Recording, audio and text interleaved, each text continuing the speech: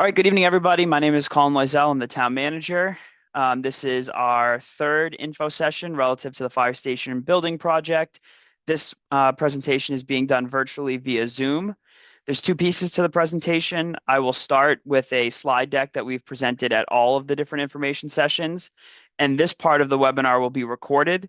We're going to post that recording on Tyngsborough Media so that folks can go back and watch the presentation. Before we get to the question and answer at the end, I will stop the recording though, because we found that people are more inclined to ask questions if they're not being recorded. So please keep your questions for the end, but I will kick it off now with this slide deck.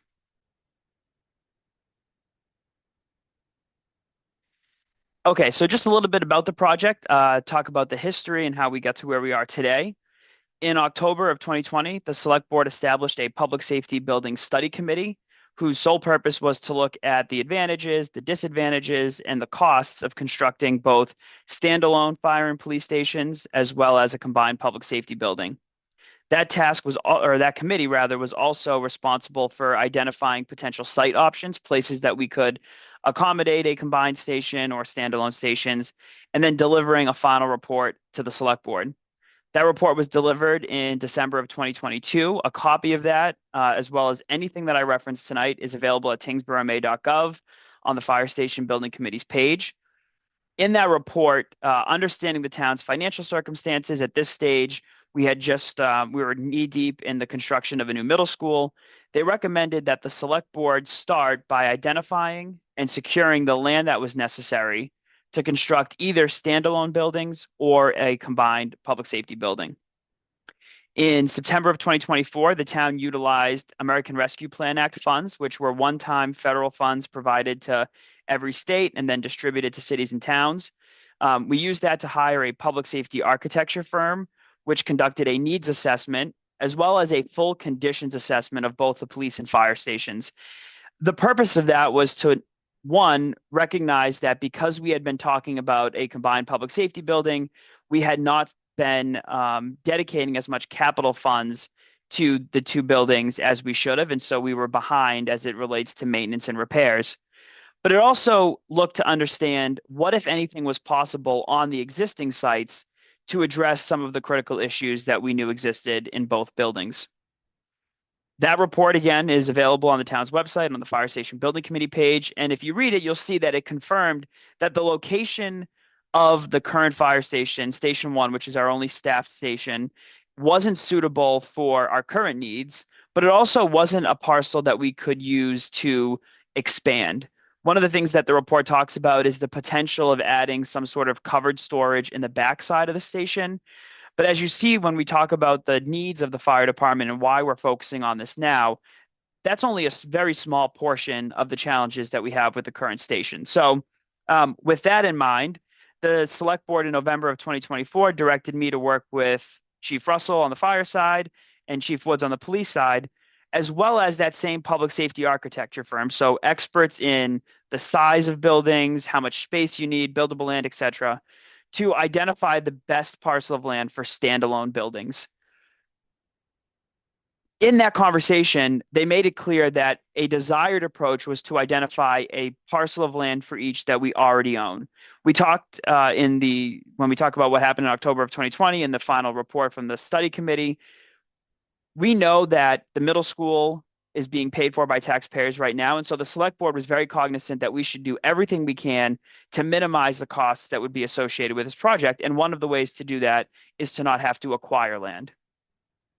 In doing that, we identified that 250 Middlesex Road, which of course houses the Winslow School, was the only town-owned parcel that was suitable for a new fire station. And in a future slide, we'll talk about what we were looking for specifically. That process was incredibly transparent.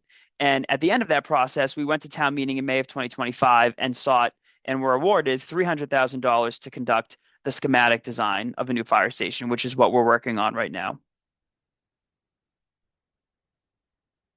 So why do we need to talk about this now? What are some of the key issues? And certainly when we get to the question part, Chief Russell is on the call and he can certainly answer these in much more detail. But the current station, Station 1, again, that's the one on Kendall Road, was built to simply store equipment and apparatus. Um, this was built far before we operated a fully manned department. This was back when it was all call firefighters who would respond from their home, grab apparatus, and go to calls. Our operations have changed dramatically since the building was built. Most importantly, and if you've read the needs assessment, which is on the website, it's the lack of space for proper decontamination. At various calls, firefighters are exposed to toxins. Those toxins come back to them at the station on their equipment, on their clothing. And right now, there's no place for them to properly decontaminate before entering cold zones or clean areas. In a modern fire station, you would be able to follow a progression. You come back into a hot zone, that's where toxins could be present. The warm zone is where you would decontaminate. And then the cold zone, administrative areas, the living quarters, those would all be clean cold zones. That doesn't exist right now, and that's one of the biggest priorities for the town. Our bays are simply not big enough to store modern apparatus. So that means that we're playing a giant puzzle game to figure out where we can store the tank truck, where we can store the ladder truck. Understanding that all of our staff that are on call are at the center station, it's disadvantageous to put equipment in other stations that we may need on a quick turnaround. But it also means that when we go to buy new equipment, we're having to custom order equipment to ensure that it can fit inside. We talked about the site not being sufficient for expansion or modernization. Another, certainly not nearly as important as the other issues we talked about, but recruitment and retention is difficult. If you've taken the opportunity to tour the station, you'll see that the firefighters do an incredible job keeping up the space that they have. But when you look at other communities and their fire stations, they're certainly much more appealing when you try to recruit and retain new firefighters. And then, I would argue almost as important is that the cost to build a new fire station is not getting any cheaper. It's going to be more expensive next year, 5 years, 10 years out. And it is a problem that we know we have. And so the most financially prudent is to address it now before the costs continue to escalate. So how did we land at the 250 Middlesex Road site? Again, one of the things that we talked about is having town-owned land, and certainly 250 Middlesex Road is town-owned.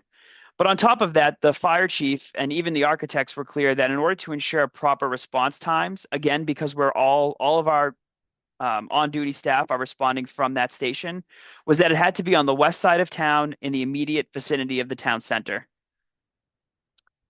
It also had to have a bare minimum of 1.67 acres of buildable land. And when I say buildable land, we're talking about land that isn't in wetlands, land where we can physically construct parking lots and buildings. Although 1.67 was the bare minimum, one of the things that we've encountered throughout the schematic design and as we look at the site layout is that you need more space to account for things like snow storage, to account for the turning radius. These are large apparatus. And so really you need much more than 1.67, but going into this, we knew we needed a minimum of 1.67. There were no other town-owned parcels that fit the bill for what we were looking for, again, in the vicinity of the town center and that have enough buildable land.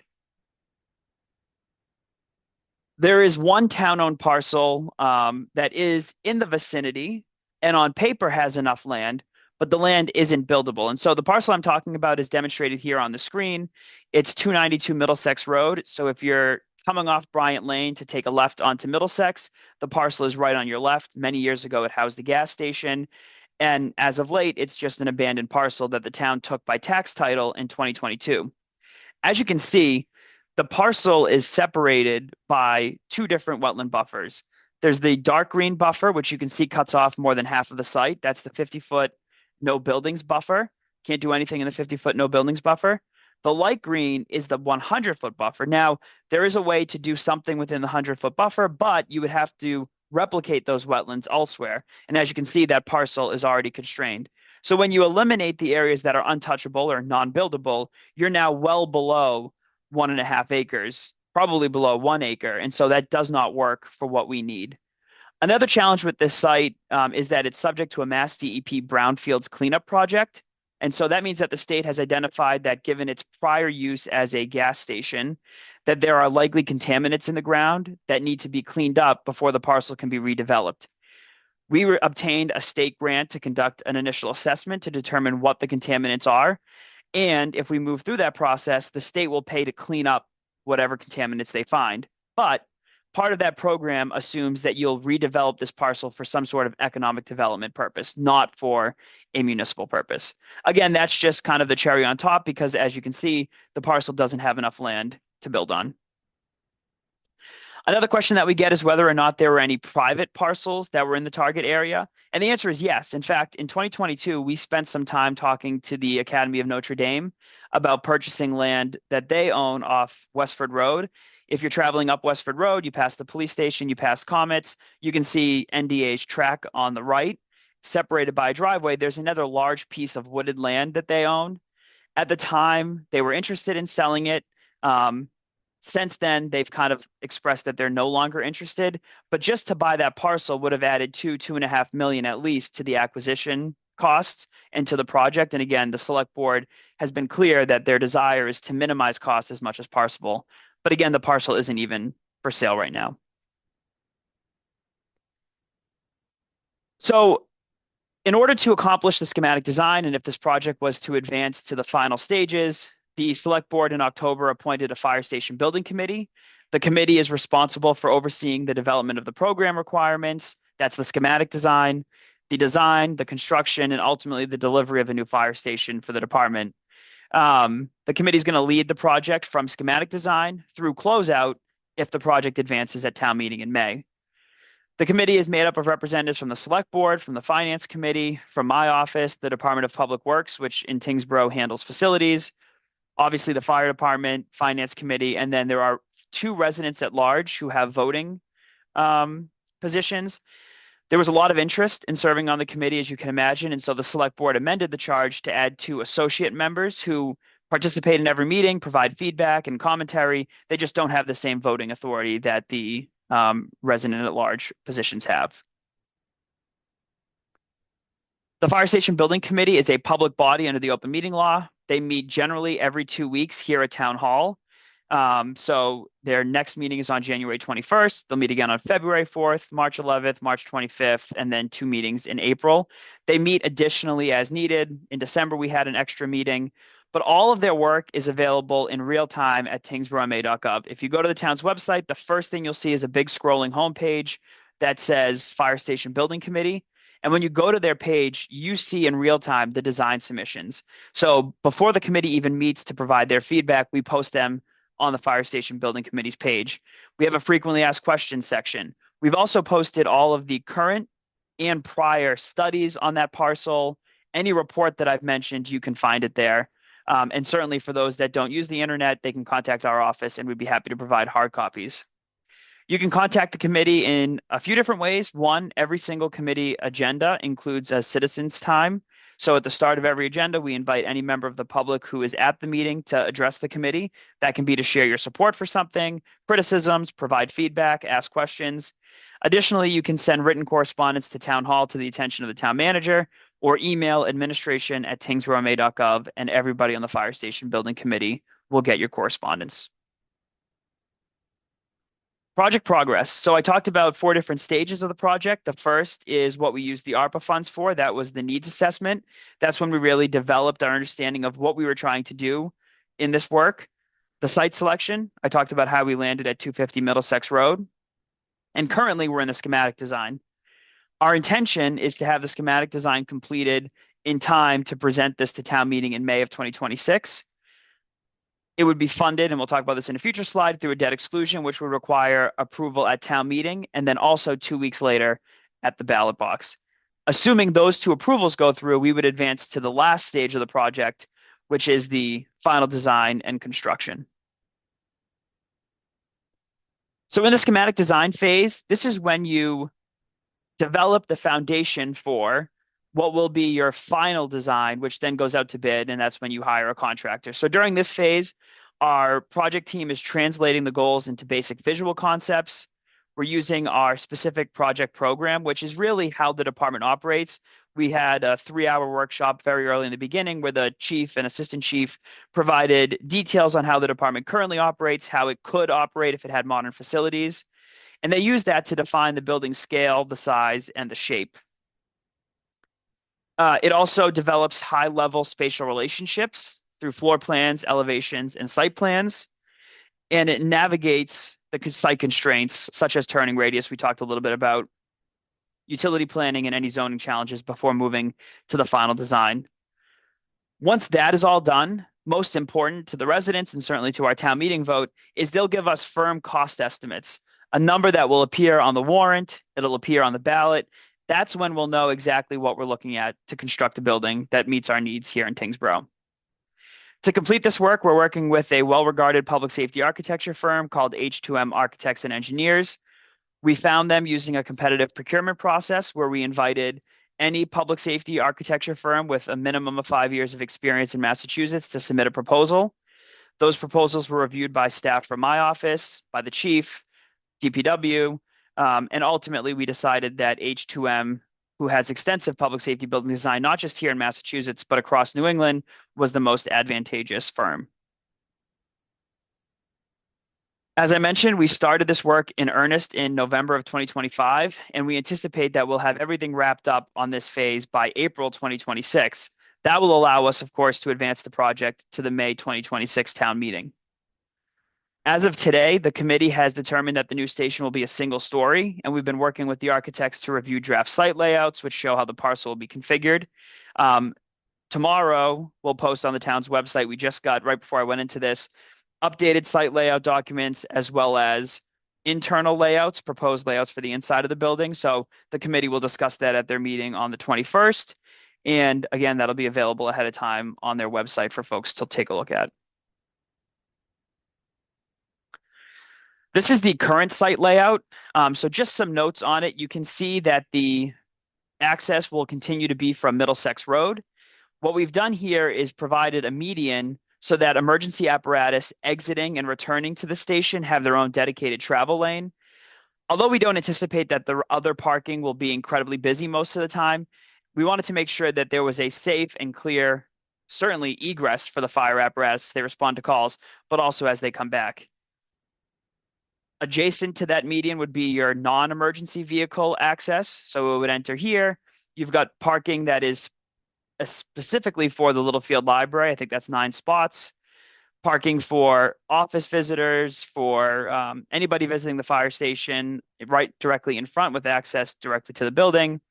And then parking on the right side of the building, which would accommodate certainly fire station traffic, but could also accommodate any parking needs for the town center. You'll see that the building has 5 drive-through bays with ample turning radius. The Littlefield Library, of course, remains untouched. Clearly, as a part of this design, the Winslow School, which previously sat on the right side of the parcel here, is being demolished. In order to accommodate the program that we need, the Winslow School is being demolished as a part of this project. And then we did add a connection, a staircase, and a walking path to the wrong direction, apologies, to the parking lot that we built a few years ago on Kendall Road to really enhance the connections between the different parcels in the town center. This is a working document. The committee will meet again on the 21st. I'm sure they'll have some additional feedback. Nothing about this will be set in stone until the final design, which is the next phase as we presented earlier. I already mentioned all of these points, so I won't go further into here. But one thing I will note that I didn't mention when I had the graphic up is that no matter where we built the fire station, there would be a signalized intersection to ensure that the fire apparatus, when they get a call, traffic stops and they're able to leave. Certainly, if you've driven by any other community, that's a very standard item. It doesn't exist currently in Tyngsborough, but oftentimes people ask us, well, what about the traffic on Middlesex Road? That light would clear the intersection at Middlesex and Kendall as well, so that the apparatus could leave, and it would only be triggered when they are leaving. So if you're parked there because you went to an event at the Littlefield Library, you would leave, with traffic. The intersection would not be stopped for non-emergency vehicles. So I'm going to go through a series of frequently asked questions right now. Hopefully these are questions you were thinking of, but again, there will be a question and answer at the end. I mentioned that in order to make this work, if the project advances, the Winslow School would need to be demolished. One of the things that we've made clear to the architects is that this is our historic town center. We've spent a lot of money and a lot of time over the last several years really restoring its historic charm. And so anything we build on that site would steal or incorporate elements of the architecture from the Winslow School so that we didn't build this modern building that sticks out like a sore thumb. As it relates to the Winslow School, we often are asked if there are any other uses for it, particularly on the municipal use side. The answer really is no, but also that we're not in a position where the town could afford to expand buildings that don't serve an immediate need, like a new fire station. In 2022, the Public Safety Building Committee looked at potentially turning the Winslow School into a new town hall. And at the time, the cost to simply turn that building into a usable office space, so pretty low impact use, was 13 million. Given the time that has passed, we can safely assume that any conversion at this point would far exceed 13 million. And again, I don't believe that the town is in a position to do that. The town has also considered non-municipal uses. In fact, in 2018, we released 2 requests for proposals to see if there were any commercial entities that would enter into a long-term lease of the building and then at their own expense restore it and maintain it. At the time, the only interest was to develop that building into housing, which at the time, the select board, the historical commission certainly was not in favor of, and didn't really meet our goals for the town center. The Winslow School is not protected from demolition, although it is on the Massachusetts Register of Historic Places. We added it in 2017. Nothing about that program prevents the demolition or the modification of any building registered on it. In fact, in a couple slides, we'll talk about a town meeting vote that passed in 2023 that actually did incorporate some demolition. The decision to modify, to demo, or to do anything to public buildings rests solely with the select board. However, the funding would come from town meeting. So the building can't be torn down without the money to do so. And in our open town meeting form of government, town meeting has the purse strings. So it's a kind of 2-part process. The select board determines the future of the building, but it needs money to make whatever that future is come true, and that rests with town meeting. In this case, similar to what we did with the middle school project, in all likelihood, the funding necessary to demolish the building would be included in the project budget that is approved for a new fire station in May.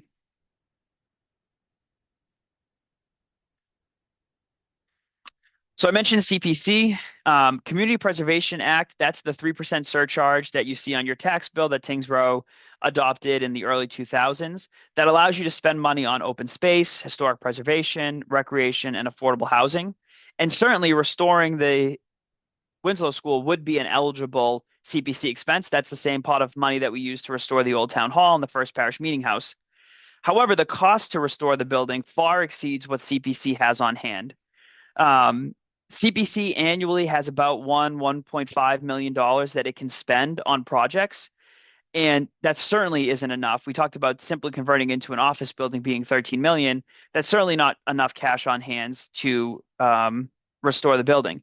Now, CPC has the authority to borrow money. In fact, it borrowed money for the old town hall in the first parish, but on a much smaller scale.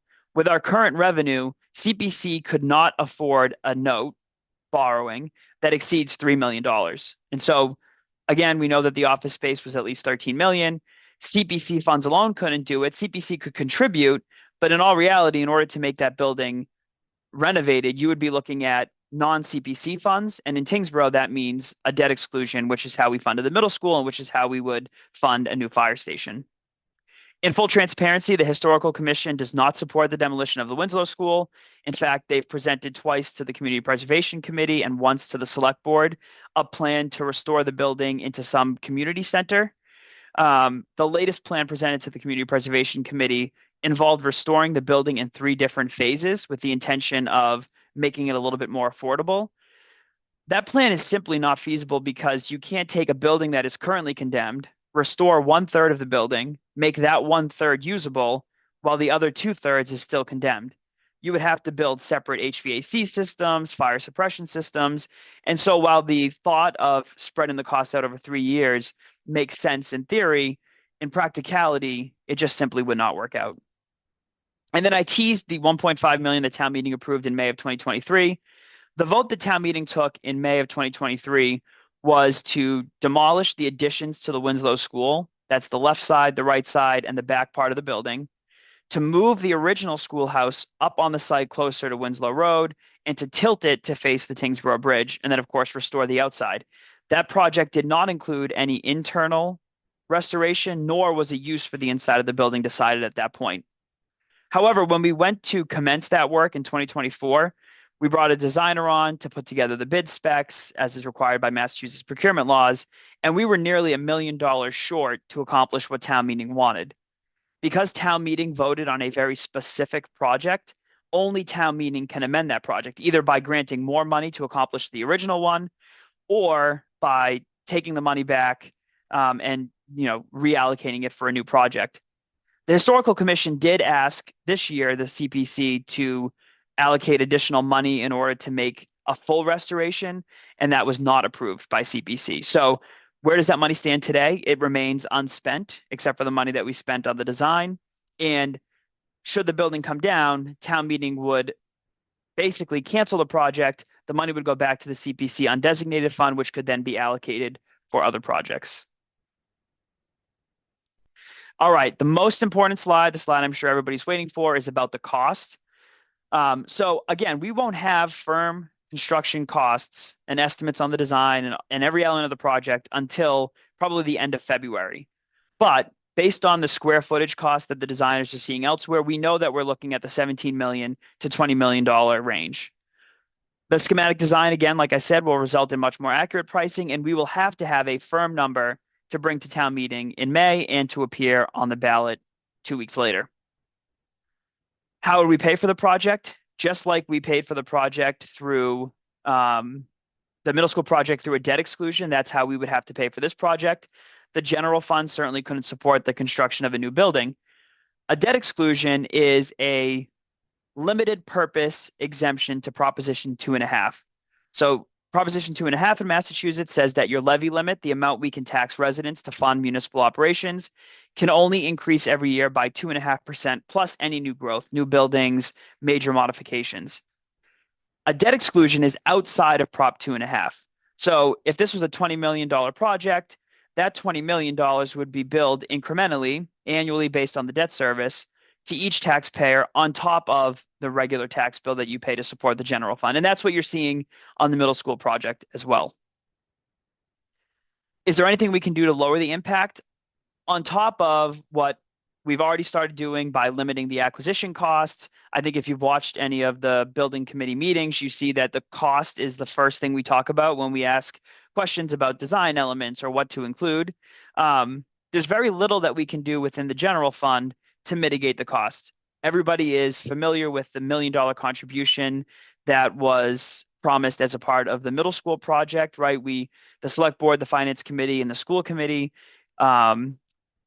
agreed to put $1 million from the general fund toward the debt payments each year, which resulted in us billing $1 million less in taxes total annually to kind of help reduce the additional tax increase that folks would see from the middle school. That is not possible anymore. There is no room to add any cushion like that.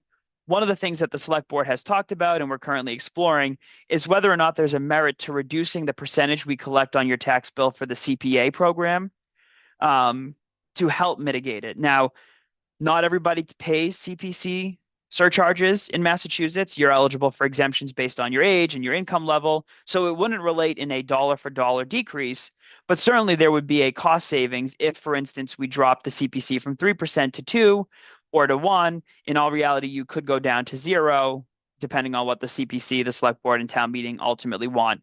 That is probably your most likely avenue for some sort of relief because simply the general fund is maxed out at this point. And then another question that we get, and we talked about the Public Safety Building Study Committee, is wouldn't it be more cost effective to build a combined public safety building? And the answer is absolutely yes. However, knowing Tyngsborough's current financial circumstances, we didn't believe, the select board, certainly myself, that town meeting could afford to build a combined building. You'd be talking $45 million, probably $45 million at once. And so we really felt that we needed to focus on our most immediate need. And based on the health and safety challenges of the fire station, that's kind of where we put our priorities. We delayed major capital items, like I've mentioned, in both buildings. But if you've seen the most recent town meetings, over the last 2 years, we've reinvested capital appropriately to the police department to kind of help make up for that. We've addressed the parking lot. We've done some serious upgrades on the inside, the HVAC. We're working on the envelope this year. So we're doing a lot to extend its useful life. It's by no means ideal, and they certainly are going to need a new station, but they're not seeing the same health and safety issues that we see on the fire side. And again, to be, wise stewards of the taxpayers' money, we all felt collectively that a combined building was just not in the cards at this point.